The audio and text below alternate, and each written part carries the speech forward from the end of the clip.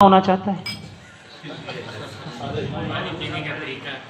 میں نا پاکستان میں پہلا بندہ ہوں جو موٹاپے کا علاج کرتا ہوں، اور میری ایکسپرٹیز ہیں، میں ماہر ہوں اس بات میں کہ میں کوئی ایکسرسائز نہیں کرواتا، کوئی دوائی نہیں دیتا اور کوئی ڈائٹنگ بھی نہیں کرواتا، بلکہ میرا کہنا ہے کہ آپ ایک دن میں 1 کلو گوشت کھاؤ. آنکھیں کھلی؟ ایک دن میں کتنا گوشت کھا نہیں سکتا کوئی، صرف میرے طریقے کے میرے طریقے نہیں، نبی صلی اللہ علیہ وسلم کے طریقے کے مطابق کھاؤ، تو انشاءاللہ کبھی بھی موٹے نہیں ہو سکتے. یہ جو پانی ہے نا، پانی، اگر آپ لوگ صرف پانی پینے کے طریقے کو سمجھ جاؤ، صرف پانی پینے کے طریقے کو، اس پانی پینے کے طریقے میں سنت بھی ہے، سائنس بھی ہے، طب بھی ہے، ٹھیک ہے؟ تینوں چیزیں اس پانی پینے کے طریقے میں، اس کو پہلے سمجھ لو. نبی صلی اللہ علیہ وسلم نے فرمایا پانی ہمیشہ سیدھے ہاتھ سے پکڑو اور بیٹھ کے پیو، اور بسم اللہ پڑھ کے پیو، اور پانی کو اور کتنے سانس میں پیو؟ کتنے سانس میں؟ 3 سانس میں. اور دوسری حدیث ہے، تم میں سے کوئی شخص پینے والے برتن میں سانس، یہ سب کو پتا ہے، لیکن کیا کبھی کسی نے یہ جاننے کی کوشش کی کہ پانی پینے کے دوران سانس کیسے روکا جاتا ہے؟ منع کیا نا سانس نہیں لینا، تو پھر اس کا مطلب کیا ہوا کہ سانس کو ہم میں سے کوئی بھی نہیں روکتا، اور اسی لیے بیمار ہے. ابھی دیکھیے گا میں کتنا پانی کیسے پیتا ہوں. میں پانی کو 3 سانس میں پیوں گا. بسم اللہ.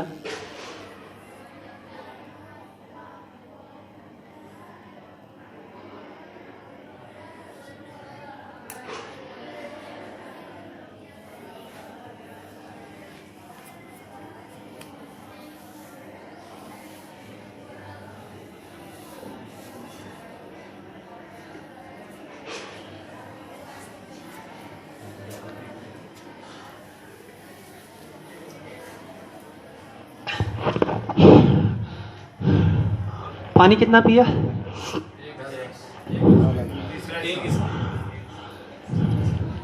اور مجھے کیا ہوا؟ جس بندے کو پانی پیتے ہوئے سانس چڑھنا شروع ہو گیا، اس کو زندگی میں کبھی سانس نہیں چڑھے گا، اس کو کبھی دمہ نہیں ہو سکتا، اس کو کبھی جوڑوں کا درد نہیں ہو سکتا، اور وہ کبھی موٹا رہ ہی نہیں سکتا. سبحان اللہ، سبحان سبحان. دیکھو، میں نے اس میں کوئی راکٹ سائنس تو نہیں ہے، سمجھ آ رہی ہے؟ میں نے کیا کیا؟ دیکھو، نبی صلی اللہ علیہ وسلم نے فرمایا 3 سانسوں میں پیو. اور ہم کیسے پیتے ہیں؟ اینڈ پہ آپ کو 1 سانس پی کے دکھاؤں گا. میرے پاس عبدالسلام بٹوی صاحب حافظہ اللہ، مفتی یوسف تیبی صاحب، مفتی عبدالرحمن عابد صاحب، اور کافی سارے مفتیوں نے میری یہ ویڈیوز دیکھی، تو کہنے لگے آپ اس کو سنت کیسے کہتے ہیں؟ تو میں نے پانی ان کو دیا، تو میں نے کہا آپ مجھے پی کے دکھاؤ کہ بیٹا یہ سنت ہے. آپ مجھے پی کے دکھاؤ. اور الحمدللہ ثم الحمدللہ، پاکستان میں نہیں، پورے پاکستان میں نہیں، میرا یہ اپنا کہنا ہے، واللہ عالم اس میں سچا کتنا ہوں، کہ یہ طریقہ بتانے والا میں پہلا بندہ ہوں. کیونکہ اللہ فرماتے ہیں لیس للانسان الا ما سعی. اور میں نے بیت اللہ میں نا بہت سال گزارے ہیں، اور میری ایک دعا ہوتی تھی، اے اللہ جس طرح حکیم لقمان نے 70,000 سے زائد لوگوں کا علاج کیا عزت اور محبت سے، میں علاج کرنا چاہتا ہوں دین سے، صرف دین سے، صرف دین سے. اور آج الحمدللہ ثم الحمدللہ، جب میں پاکستان 2-2.5 سال پہلے آیا تھا، لوگ میری باتوں پہ ہنستے تھے، وہ گندے جا کام کر اے طریقہ. اور پہلی بار اہل حدیثوں کی مسجد سے مجھے نکالا گیا تھا، اے کوئی یہودیاں دا ایجنٹ بن کے آیا، چل نکل تو سانو طریقے دسے گا. اور آج وہ وقت ہے کہ مفتی یہ جو عبدالسلام بٹوی صاحب ہیں، ان کا یہ کہنا ہے کہ ڈاکٹر صاحب آپ مجھے اپنا شاگرد بنا لو. میری دین کے اعتبار سے کوئی میں زیرو ہوں. دین مجھے آتا ہی نہیں ہے, مجھے تو سائنس آتی ہے. تو میں نے کہا آپ کے بارے میں تو سنا ہے, آپ تو شیخ الحدیث ہیں.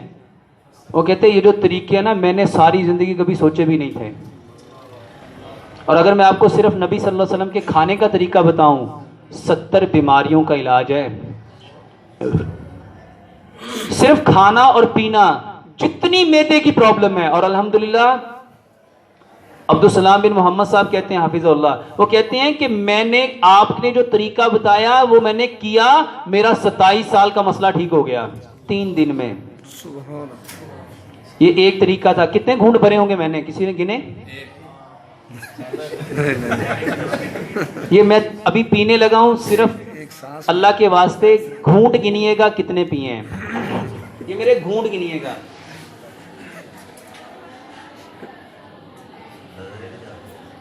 تھوڑا منہ ادھر کر کے پیے.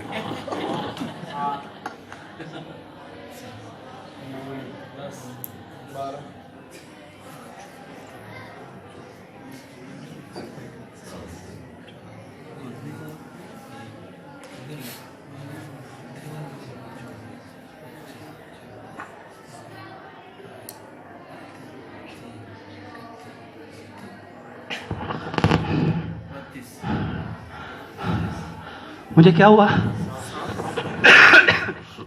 میں نے تقریباً 20 منٹ سے زیادہ سپیچ کی, سانس چڑھا. یہاں میں کشتی کر رہا ہوں. اس کو سمجھو, پھیپھڑے وہ 2 چیزیں, ایک دل اور ایک پھیپھڑے, کبھی ان کو سکون نہیں ملتا.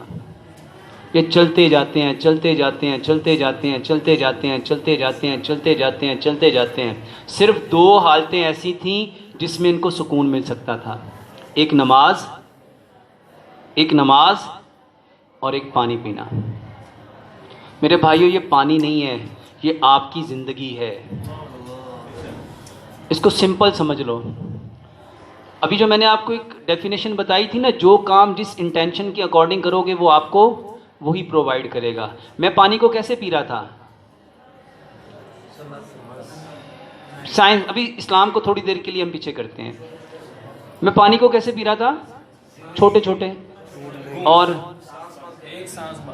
چلو یار میں ہی بتا دیتا ہوں. میں پانی کو پی رہا تھا صبر کے ساتھ, حوصلے کے ساتھ, سکون کے ساتھ, اطمینان کے ساتھ, چین کے ساتھ, راحت کے ساتھ, تسلی کے ساتھ. تو مجھے ملے گا کیا, یہی سب کچھ ملے گا جو میں چاہ رہا ہوں. اور آج ہر بندہ سکون چاہتا ہے, چین چاہتا ہے, آرام چاہتا ہے, راحت چاہتا ہے, تسکین چاہتا ہے, حوصلہ چاہتا ہے, مگر کرتا کیا ہے, وہ پانی ایسے پیتا ہے. یہ دیکھیے گا,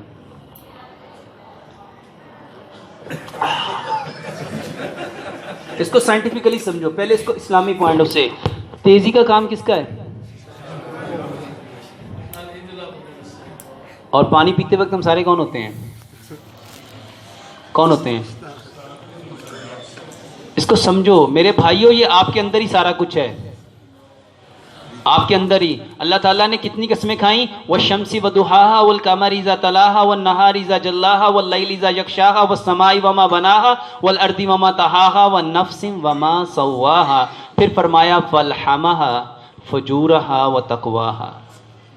کدھر ہے فجور, کہاں ہے, کدھر ہے, اندر. اور تقوی کہاں ہے؟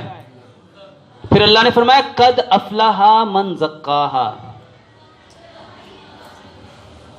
میں کوئی غلط تو نہیں کہہ رہا, آپ عالم ہیں, میری باتیں تو غلط بھی ہو سکتی ہیں. آپ کے اندر میرے بھائیوں یہ طریقہ میں نے اندر سے لیا ہے کہ باہر سے لایا ہوں. پانی کو جو سکون سے پیے گا, صبر سے پیے گا, اللہ تعالیٰ فرماتے ہیں ان اللہ, بے شک اللہ.